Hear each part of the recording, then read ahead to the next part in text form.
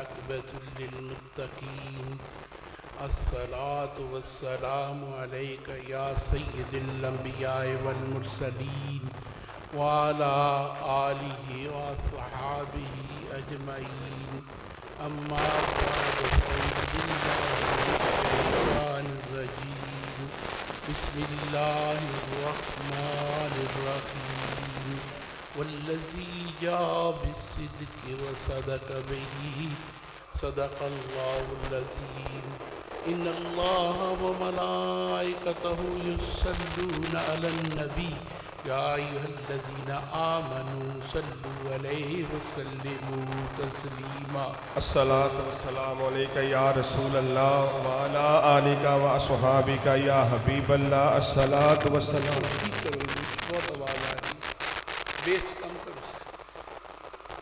بلغ العلا بکمالہ کشف الدجا بجمالہ حسنت جمیع خصالہ صلو علیہ وآلہ.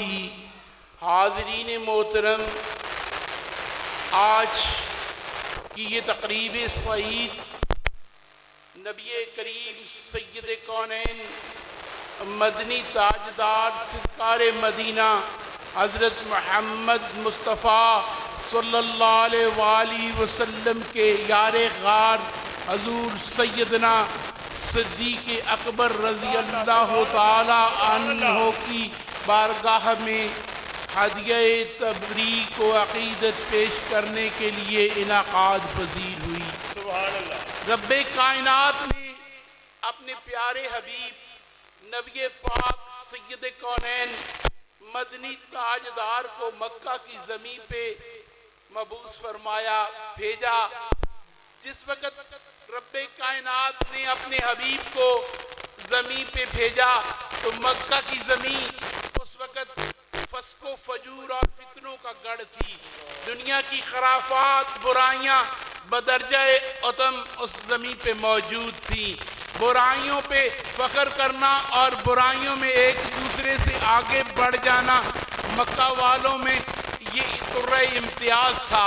اس زمانے میں میرے آقا کریم سید کونین مدنی تاجدار نے وہاں آ کے کلمہ حق بلند کیا. اللہ سبحان اللہ. وقت وہ تھا جب اہل مکہ ایک نہیں، دو نہیں، 10 نہیں، 360 بتوں کے پجاری تھے. اس زمانے میں وہ کیسے پسند کرتے کہ ایک رب کی پوجا کرنے، ایک رب کی پرستش کرنے کا حکم ملے. اس لیے میرے آقا کریم نبی پاک سید کونین مدنی تاجدار جب تشریف لائے تو آپ پہ مسائل، مشکلات، ابتلاؤں اور پریشانیوں کے پہاڑ توڑے گئے. میرے آقا کریم سید کونین کے راستے روکے گئے.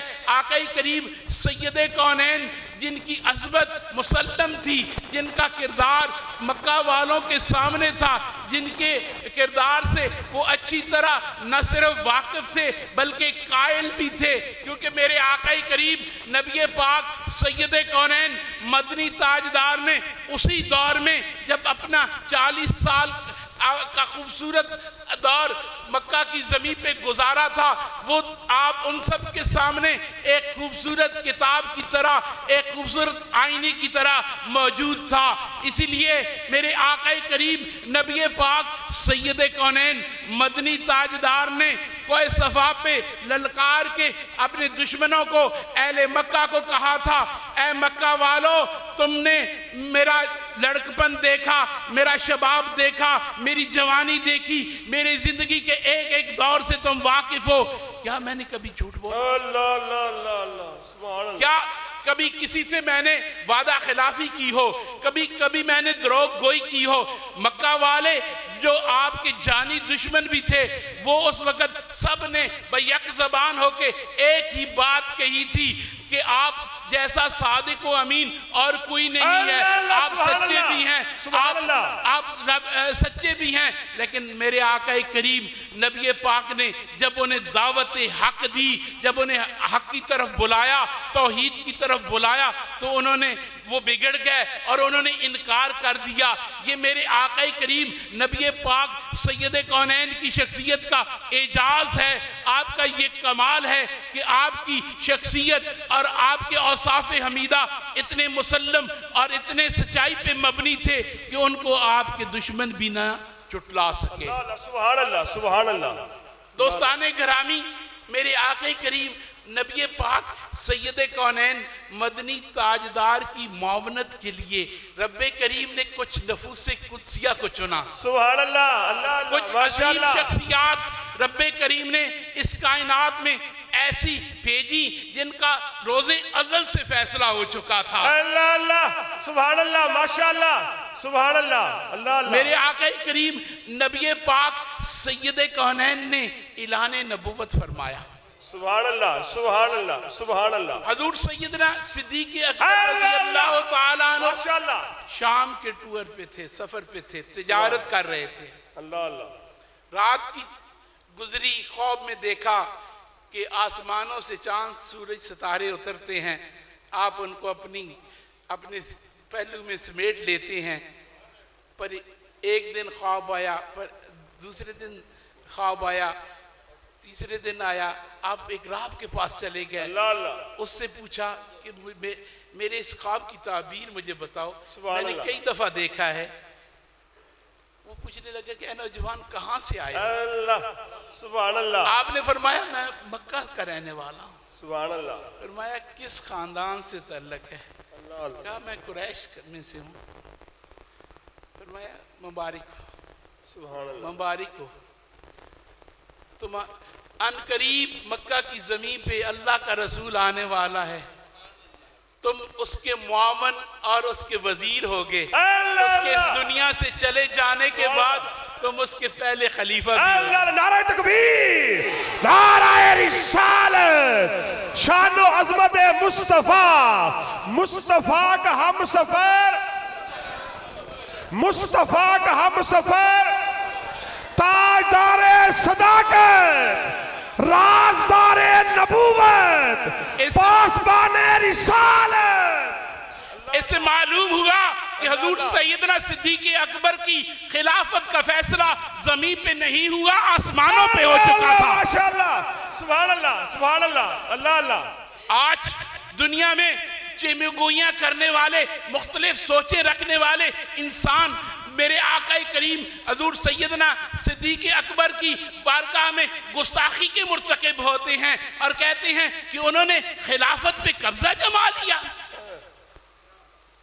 دوستان گرامی, حضور سیدنا صدیق اکبر رضی اللہ تعالیٰ عنہ نے تو ابھی کلمہ بھی نہیں پڑھا تھا. رب کریم نے نوشتہ تقدیر لکھ دیا تھا کہ صدیق نبی پاک سید کونین مدنی تاجدار کا معاون بھی ہوگا, مددگار بھی ہوگا اور زندگی بھر ساتھ رہیں گے.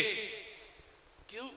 کیونکہ امانت نبوت کی حفاظت رب کائنات نے سیدنا صدیق اکبر کے ذمہ لگائی. سبحان اللہ, سبحان اللہ, اللہ اللہ, ماشاءاللہ, سبحان اللہ. حضور نبی پاک سید کونین کی ابھی لڑکپن کا دور تھا.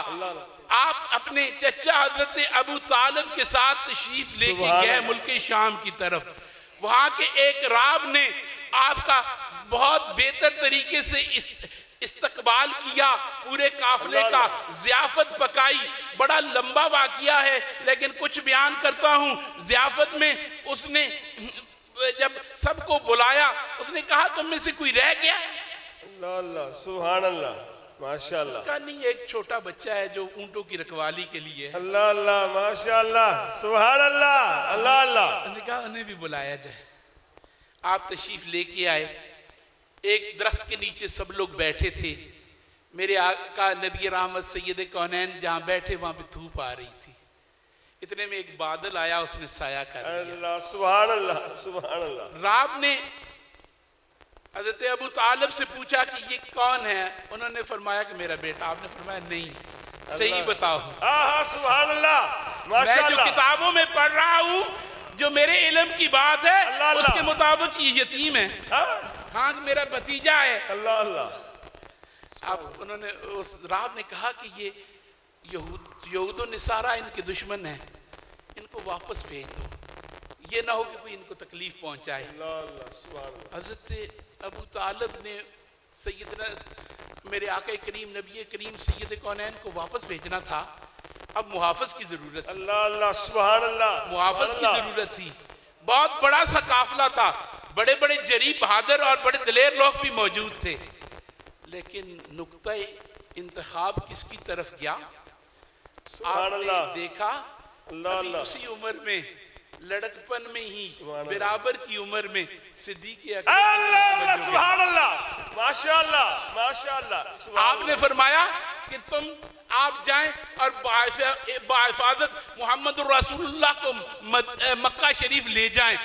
اس سے معلوم ہوگا کہ ابو طالب رضی اللہ تعالیٰ عنہ کی فراست جانتی تھی کہ محافظ نبوت کے لیے موضوع انسان ابو بکر صدیق ہے۔ اللہ اللہ، نعرہ تکبیر، نعرہ رسالت، عظمت و شان مصطفیٰ، مصطفیٰ کا ہم سفر، گلی گلی نگر نگر، سبحان اللہ۔ دوستان گرامی، آپ واپس تشریف لے کے چلے گئے، بعد کی بات ہے میرے آقا کریم نبی پاک سید کونین نے اعلان نبوت فرما دیا۔ آپ شام کی زمین پہ تھے، راب نے آپ کو بتا دیا کہ آپ کی مکہ کی زمین پہ اللہ کا رسول آنے والا ہے، آپ ان کے معاون و مددگار ہوں گے۔ آپ واپس گئے، آپ نبی پاک سید کونین مدنی تاجدار سے ملاقات کی، آپ نے کوئی سوال نہ کیا، نہ کوئی آپ سے کسی معجزے کے طلبگار ہوئے، آپ نے کلمہ پڑھ لیا۔ اللہ اللہ سبحان اللہ سبحان اللہ۔ کہتے ہیں کہ نبی پاک سید کونین مدنی تاجدار کی بارگاہ میں جب اب تشریف لائے، اس وقت آپ ایک متمول تاجر تھے، آپ کے پاس 40,000 دینار یعنی آج کے 40 ارب روپے کے برابر مالیت کے آپ کے پاس مال و زر موجود تھا، جو سارا کے سارا دین کے لیے قربان کر دیا۔ ابو بکر نے صرف مال و زر نہیں، اپنی جان، اپنی اولاد، اپنا خاندان، سب کچھ دین کے لیے وقف کر دیا۔ دوستان گرامی، حضور سیدنا ابو بکر جب مکہ شریف میں مشرف باسلام ہوئے، مکہ میں اس وقت ایک چھوٹا سا گروہ 3 نفوس پہ مشتمل تھا جس نے اسلام قبول کیا تھا۔ ان میں مومنوں کی ماں حضور سیدنا خدیجہ الکبریٰ رضی اللہ تعالیٰ عنہ کی عظیم شخصیت تھی۔ اس کے بعد بچوں میں حضور سیدنا علی کرم اللہ وجل کریم حیدر کرار تھے۔ اس وقت مکہ کے دانشور، شعور والے اور کسی بھی متمول انسان نے ابھی تک اسلام قبول نہ کیا تھا جب حضور سیدنا ابو بکر صدیق رضی اللہ تعالیٰ عنہ مشرف با اسلام سبحان اللہ سبحان اللہ ماشاء اللہ۔ پھر چند دنوں میں ہی آپ کی دعوت پہ بہت سارے عظیم صحابہ نے اسلام قبول کر لیا۔ ان میں حضرت عثمان غنی رضی اللہ تعالیٰ عنہ کا بھی شمار ہے۔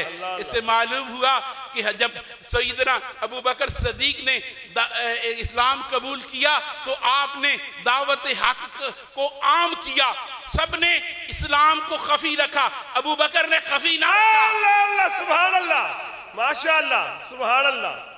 دوستان گرامی، میں عموماً ایک بات بتا رہا ہوں کہ سب سے اعلیٰ کون تھے، عظمت والے کون تھے اور ان کی عزت کا معیار کیا ہے، رب کائنات نے کیا مقرر کیا ہے۔ دوستان گرامی، سب سے پہلے وہ تھے جنہوں نے تلواروں کے سائے کے نیچے کلمہ حق پڑھا۔ وہ کون تھے؟ وہ 4 نفوس قدسیہ تھے جن میں سیدنا علی اور سیدنا ابو بکر کا شمار ہے۔ دوستان گرامی، اس کے بعد وہ لوگ تھے جنہوں نے دارالارقم میں کلمہ پڑھا تھا، وہ 45 لوگ تھے۔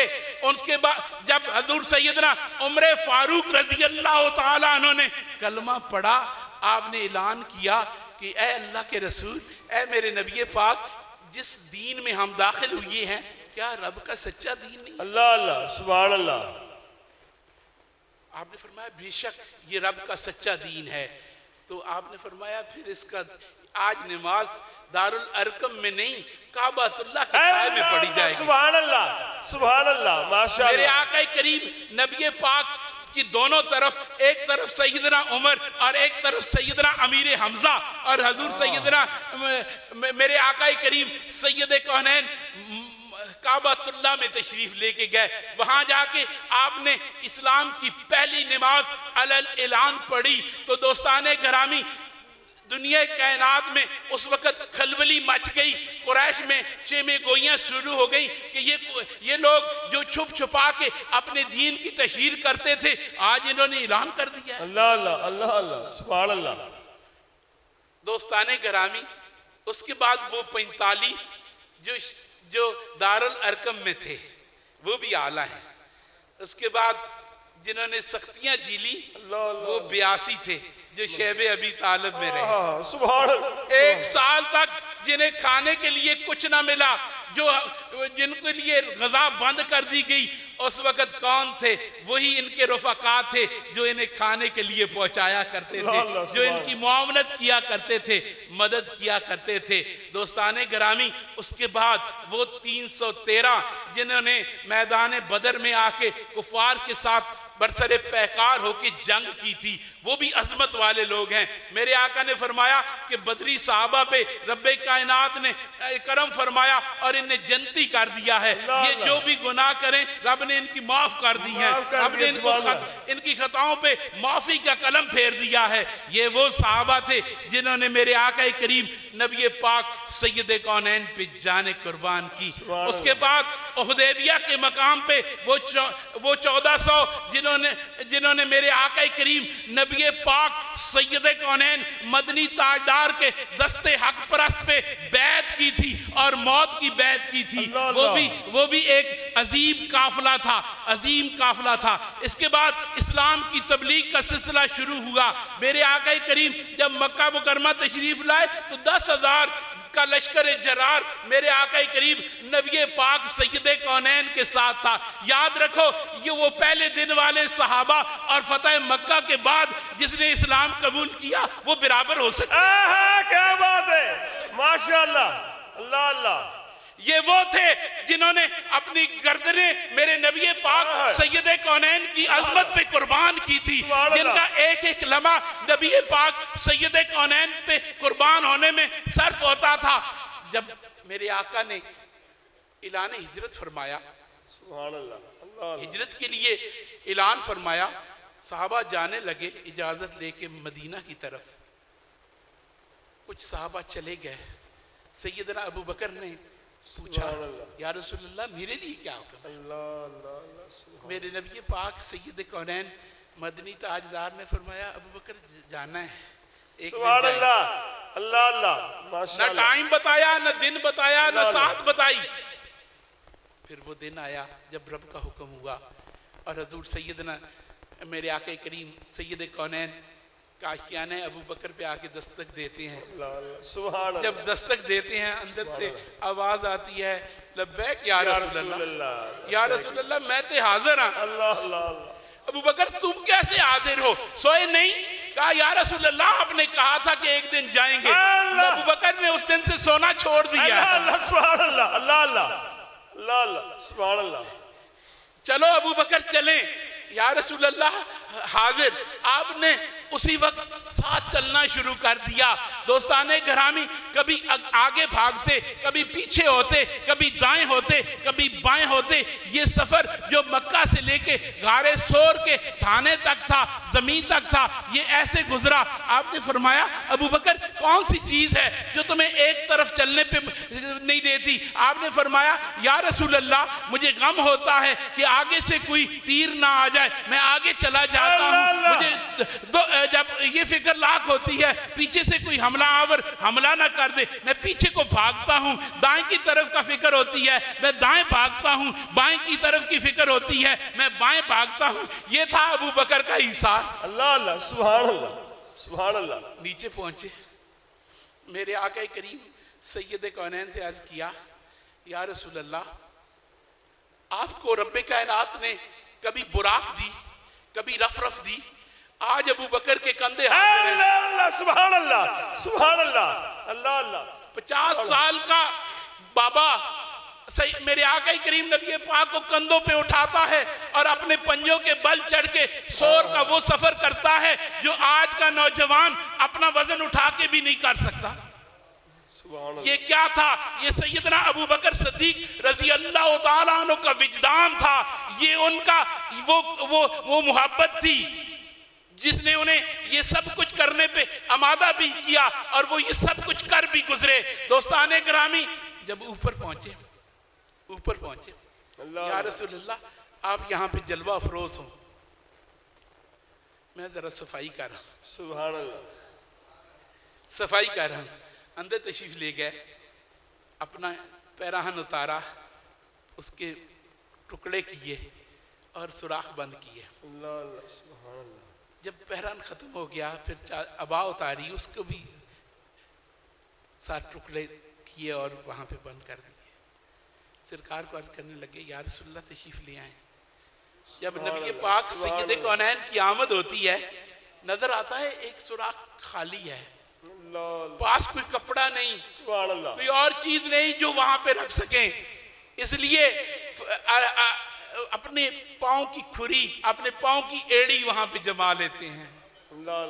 दोस्ताने ग्रामी, आपके पाँव की एड़ी उस जगह पे लगी हुई है और आप बैठे हैं और मेरे आका करीम नबी पाक सैयद कौनैन मदनी ताजदार वहां पे आराम फरमा रहे हैं।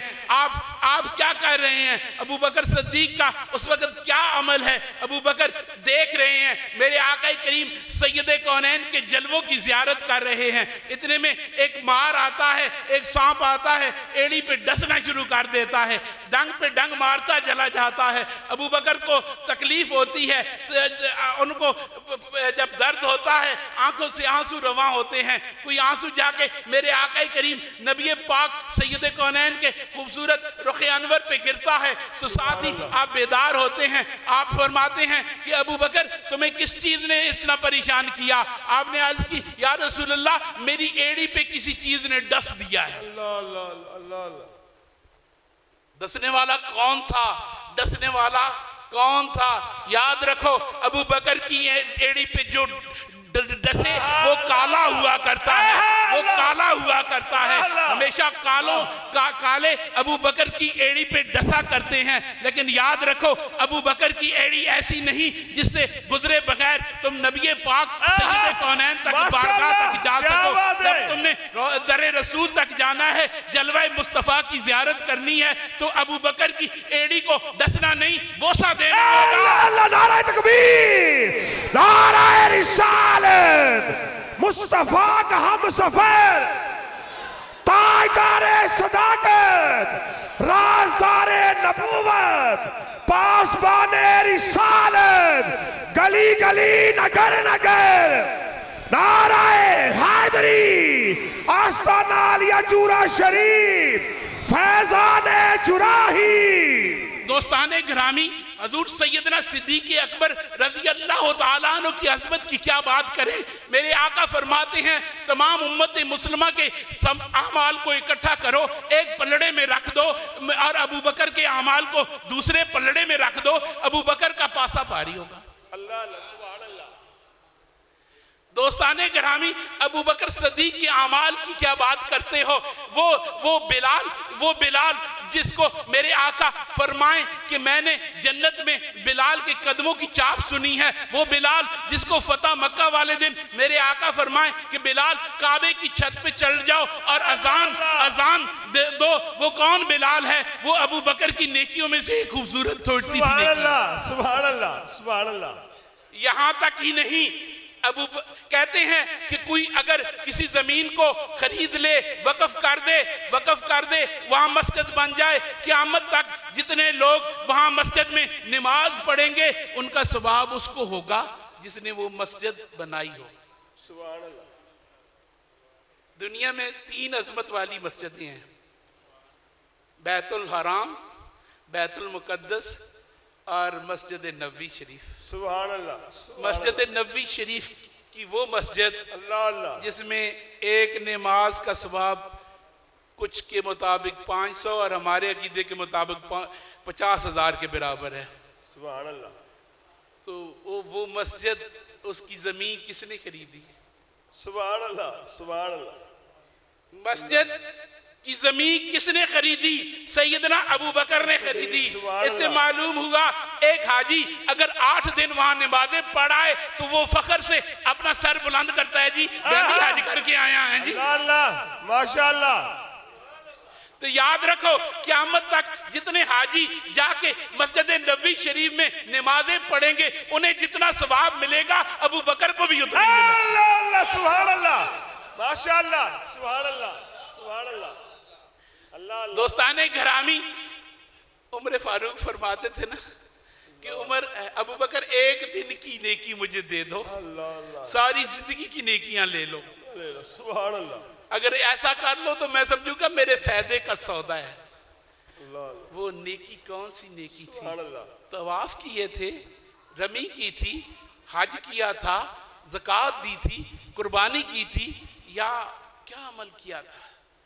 وہ رات ہے وہ رات ہے جو جلوہ مصطفیٰ میں سبحان اللہ. غار سور میں ابو بکر کی گزری. سبحان اللہ. اللہ اللہ. سبحان اللہ. یہاں پہ سیدنا ابو بکر کا وہ عمل ارتقاء کا عمل شروع ہوتا ہے کیونکہ یہاں پہ جانے سے پہلے ہو سکتا ہے ابو بکر کا کیا مقام ہو لیکن جب سور سے نکلے تو ان کا مقام وہ مقام تھا کہ وہ شفیع رسول بن چکے تھے. جو دیکھتا تھا وہ پہچان نہ پاتا تھا غلام کون ہے اور آقا کون ہے. اللہ اللہ. سبحان اللہ. سبحان اللہ. دوستان گرامی حضور سیدنا ابو بکر صدیق رضی اللہ تعالیٰ عنہ کی عظمت آپ کا ذکر کیسے کوئی بیان کر سکتا ہے. ابو بکر صدیق رضی اللہ تعالیٰ عنہ کے بارے میں ابو سعید خضری فرماتے ہیں کہ میدان محشر میں میرے آقا نے فرمایا 3 کرسیاں لگی ہوں گی. اللہ اللہ.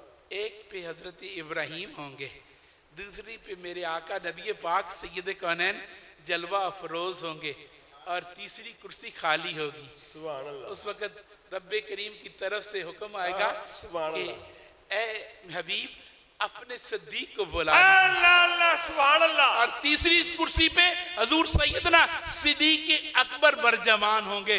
اس سے معلوم ہوا کہ میرے آقا کریم سید کونین کے اس خادم خاص کا جو مقام و مرتبہ رب نے انہیں عطا کیا ہے وہ اپنی جگہ پہ مسلم ہے. یاد رکھو ہم سنی ہیں، ہم میرے آقا کی اصحاب کو بھی مانتے ہیں، آقا کی آل کو بھی مانتے ہیں. آقا کے اصحاب وہ ہیں جو میرے آقا کے در والے ہیں، میرے آقا کی آل وہ ہے جو میرے آقا کے گھر والے ہیں. یاد رکھو جب دونوں کی عظمت کو نہ تسلیم کرو گے، جب دونوں کی رفت کو نہ مانو گے تو اس وقت تک پکے مسلمان نہیں ہو سکتے. کیونکہ اگر ایک کے بارے میں بھی قدورت تمہارے دلوں میں رہ گئی تو سمجھو کہ تمہارا ایمان چلا گیا.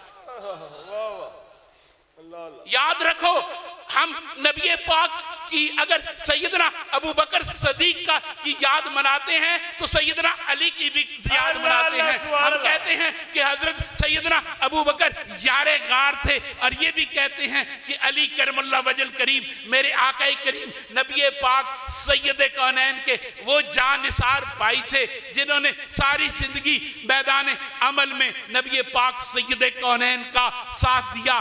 آپ فرماتے ہیں کہ میں نے اس وقت نبی پاک کا ساتھ دیا جب میں ابھی 9 سال کا تھا اور نبی پاک سید کونین نے قریش کو دعوت حق دی تھی. قریش میں سے کوئی بھی نہیں اسلام کی طرف آیا. اس وقت میں نے کھڑے ہو کے کہا تھا اے اللہ کے رسول آپ دعوت حق بلند کریں. میں اگرچہ چھوٹا ہوں کام سے نہ ہوں لیکن میں آپ کے ساتھ ہوں گا.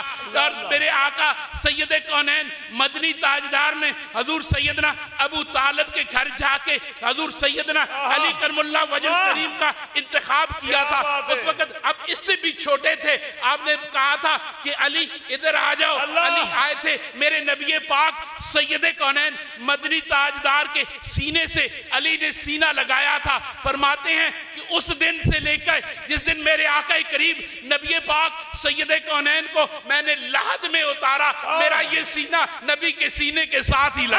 اللہ سبحان اللہ, ماشاءاللہ ماشاءاللہ, سبحان اللہ سبحان اللہ. آج فتنہ کروں نے دنیا میں فتنے پھیلا کے ہمارے ایمان کا سلسلہ خراب کرنے کی کوشش کی ہے. یاد رکھو صوفیوں نے ہمیں یہی بتایا کہ آؤ آؤ اتباع کی طرف چلے جاؤ, بحث کو ترک کر دو.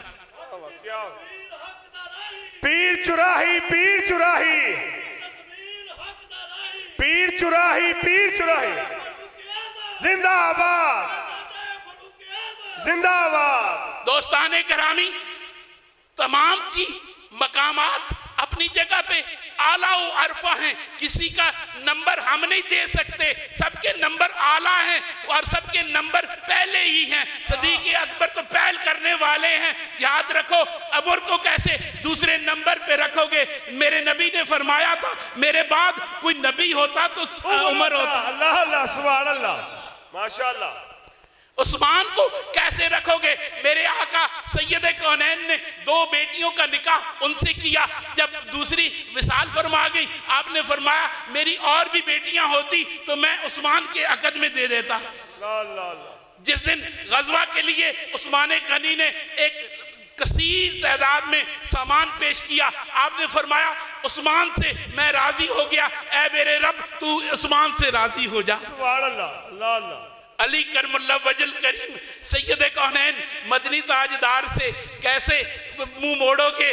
میرے آقا فرماتے ہیں خم غدیر کے موقع پہ اے مولا اے رب کائنات میں علی سے پیار کرتا ہوں. جو علی سے پیار کرتا ہے اس سے تو پیار کر, جو علی سے عداوت رکھتا ہے اس سے تو عداوت رکھ. واہ کیا بات ہے ماشاءاللہ سبحان اللہ.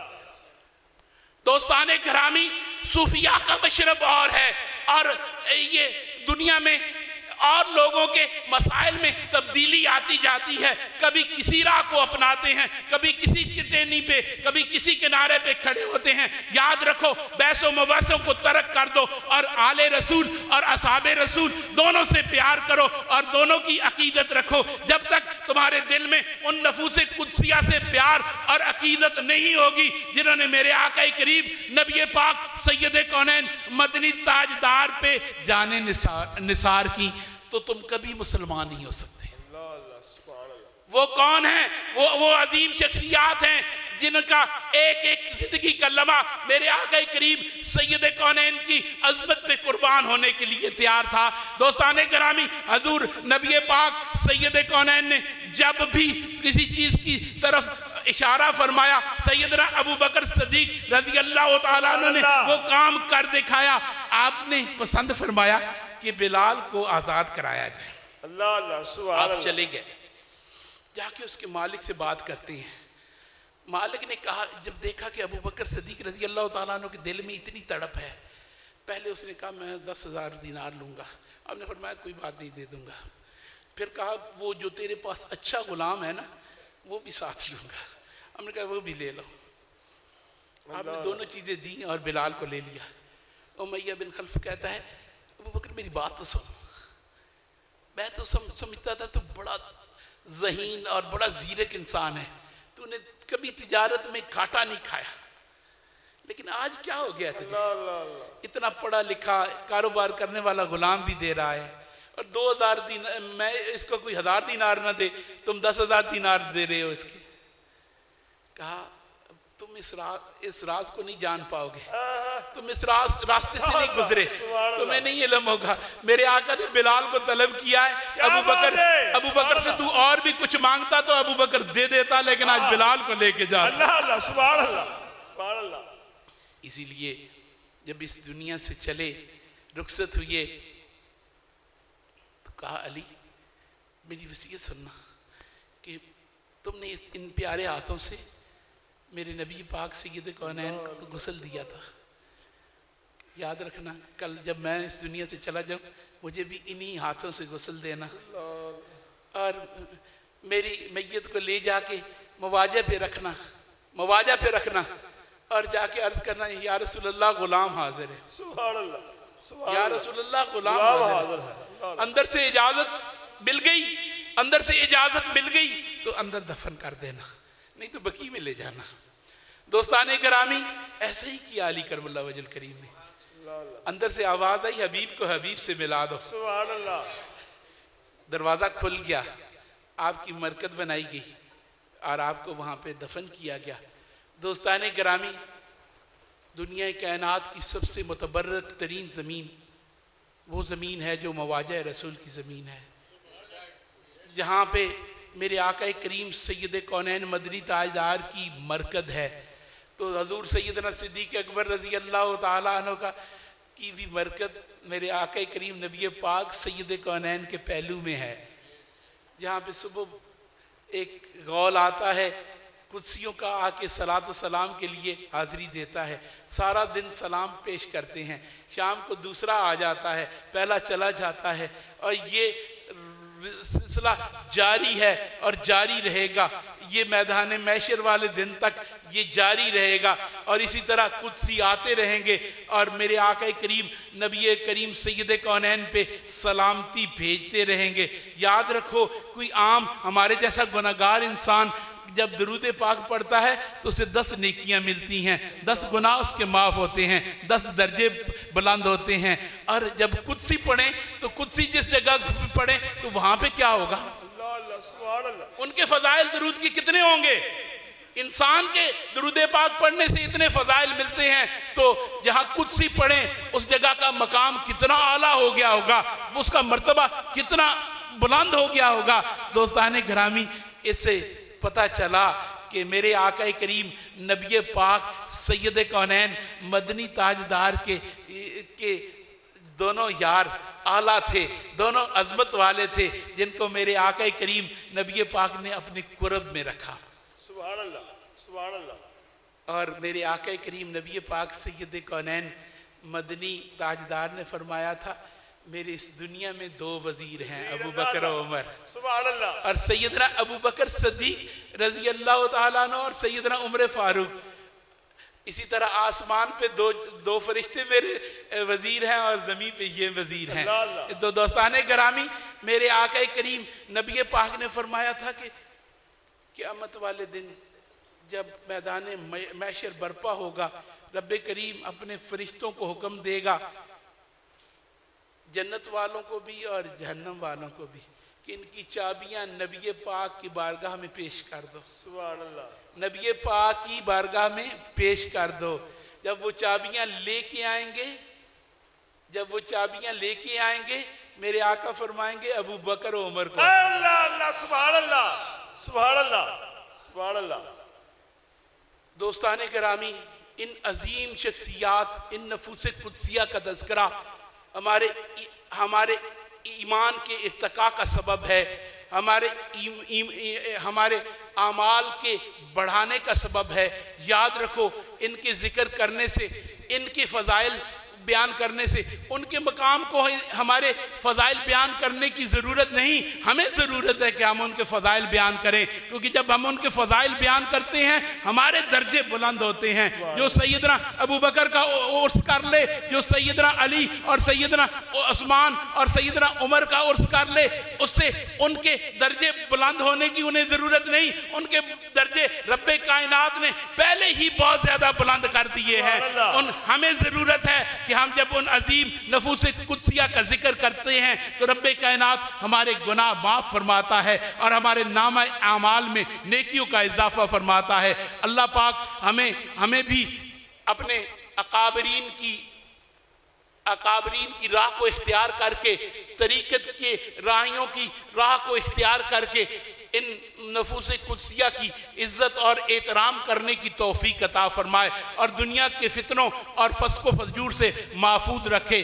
وآخر دعوانا الحمدللہ رب العالمین۔ سلام۔